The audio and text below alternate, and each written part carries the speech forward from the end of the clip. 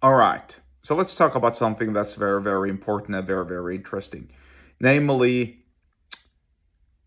I'm actually blanking on the name of the book series. What is the name? The Oh my goodness. Game of Thrones. Yeah, that's it. Game of Thrones. There we go. I seem to have forgotten a lot of stuff lately. I seem to be forgetful. Anyway, so let's talk a little bit about the principle of Game of Thrones. A song of Game of Thrones, a song of Fire and Ice, a song of whatever. I don't really know. I haven't even read the books. I watched two of the. I think I watched. No, I watched one of the very first episode. I watched the pilot, the first episode of the first season. Other than that, I haven't watched Game of Thrones really, and it's kind of weird because I wasn't.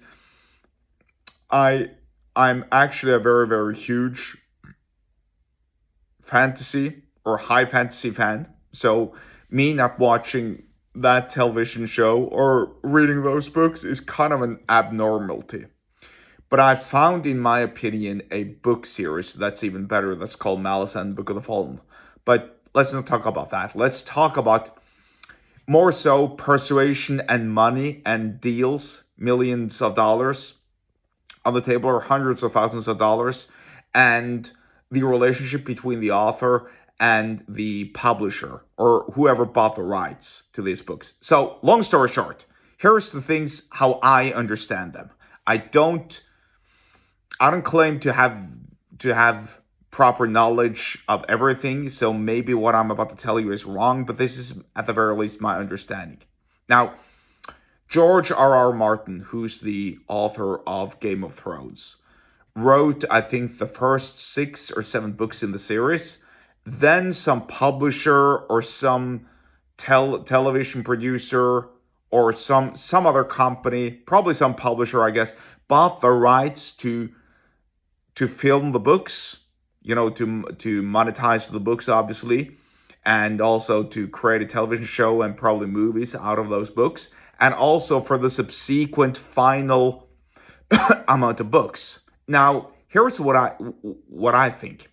I think that by landing the deal and by offering the author obviously a lot of money, they forced the author to include various parts and omit certain other parts that fit their narrative. In other words, in order for the author to receive the money for the books, he had to abide by the rules. He could not think for himself. So if he wanted to include something in the book series and the publisher didn't want it, he had to change it because that's what the contract entailed. That's what I think.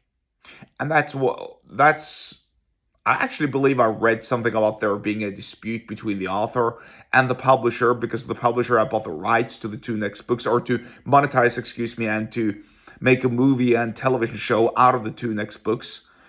And the author had one idea of how he wanted the books to go, and the publisher had a different way of how they wanted the books to go, and they couldn't make ends meet. They couldn't literally meet. So they diverted. And I don't know. I think they might, and they probably ended up in some court case battle, whatever it was. I don't really know. Anyway, here's the rubble is. Some guy in my country supposedly has landed a similar deal. So he's drawing, I think he's making a comic book type of series. I don't really know. I haven't read it. I haven't consumed it either. And this comic book series, he's released 2 books, and he's got plans to write 8 books in total. Right, so that leaves out 6 books in total, or 6 books left, excuse me.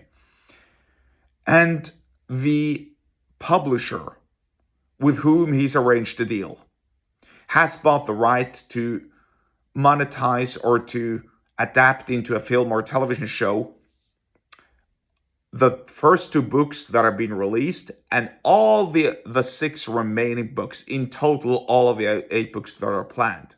Here's what I fear that they have done, because obviously they put a nice chunk of money on the table. right? To buy the rights and all the, well, to buy the exclusive rights and the executive rights. Here's what I think that might have happened.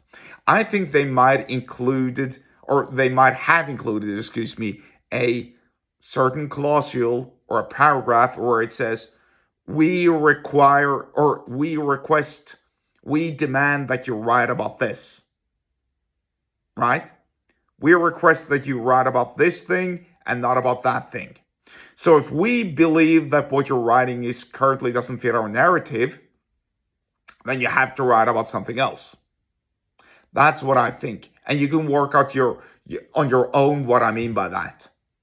If they want to push a certain agenda, a certain political agenda, a certain religious agenda, a certain societal agenda, they have the rights to do so if that is a part of the contract, right?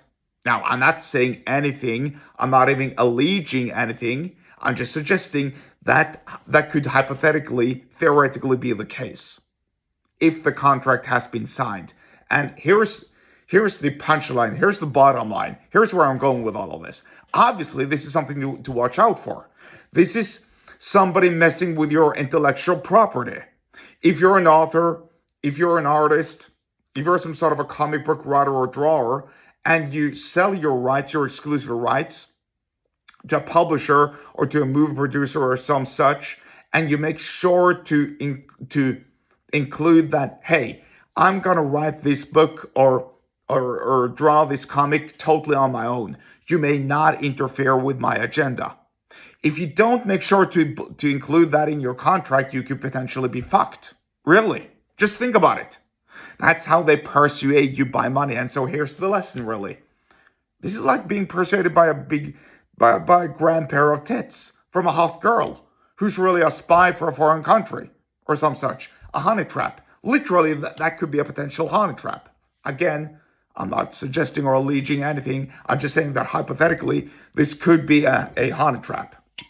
My voice is getting messed up. I need to have some water. Whew, that's better. That's what happens when I get too excited. Anyway, that's a proper example of a honey trap, and also how persuasion can be most sneaky if it's used in the proper context or the wrong context, depending on which side of the table you're on. So, for more persuasion lessons with respect to business and so on, get subscribed to my email list. The link to do so is in the episode description wherever you're watching and or listening to this, and I'll see you there.